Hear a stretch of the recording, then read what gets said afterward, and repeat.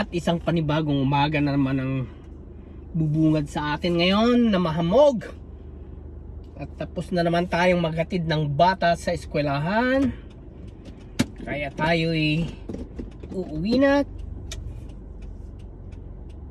makapag-almusal. Hello mga kababayan, mga katropa. At ayan na nga, mahamog pa rin. Hindi na nagsawa. At talagang ganyan na nga ang panahon.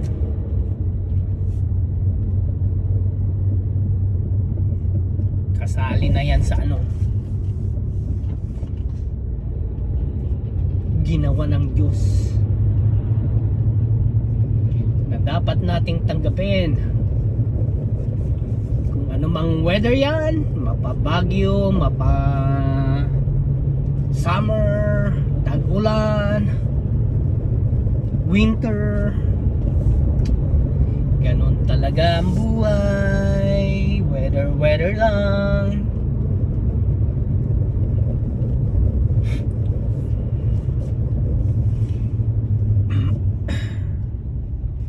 Oops. At ayan na nga,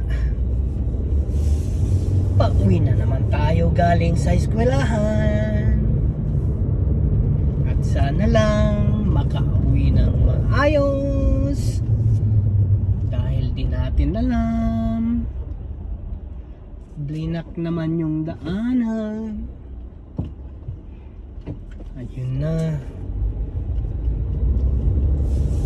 Oops. Mga nagmamadaling sasakyan, siguro late na sa trabaho, malilate na kasi hindi nagising ng maaga.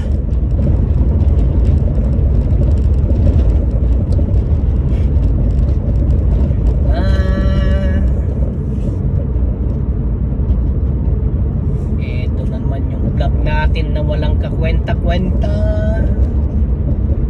ina-update lang naman po kayo sa mga nangyayari sa ating buhay. Interesado kayong manood, panoorin nyo. At maraming salamat pag nanood kayo.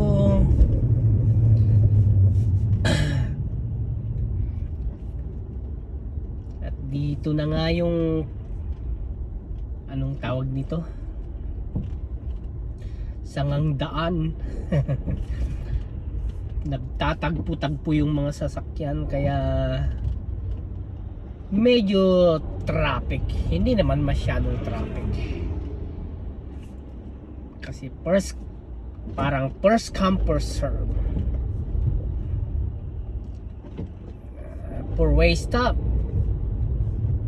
Yung at turn na natin, kaya hindi masyadong matraffic. At dumidilim nga dito dahil sa hamog.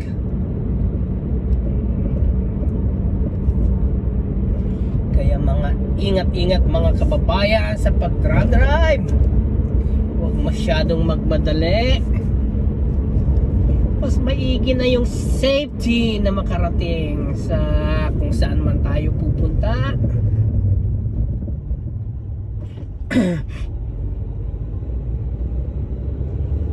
Hindi na baling malate, wag lang madisgrasya.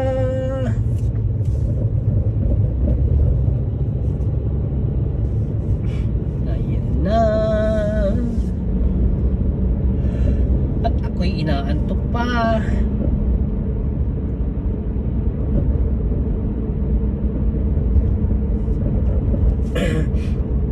Ganon talaga pag nagpupuyat, inaantok kahit umaga pa lang. Tapos nagkanda buhol-buhol pa ako. Eto na,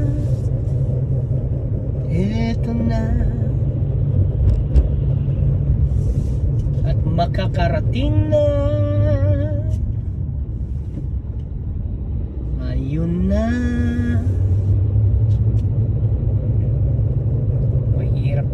makita yung exitan para makauwi eh. Naku po talaga naman. At eto na nga tayo.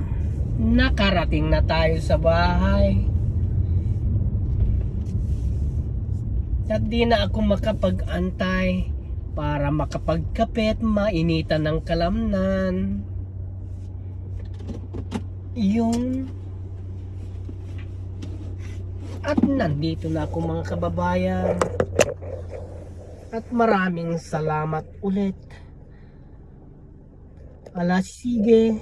Bye-bye hanggang sa susunod. Paalam.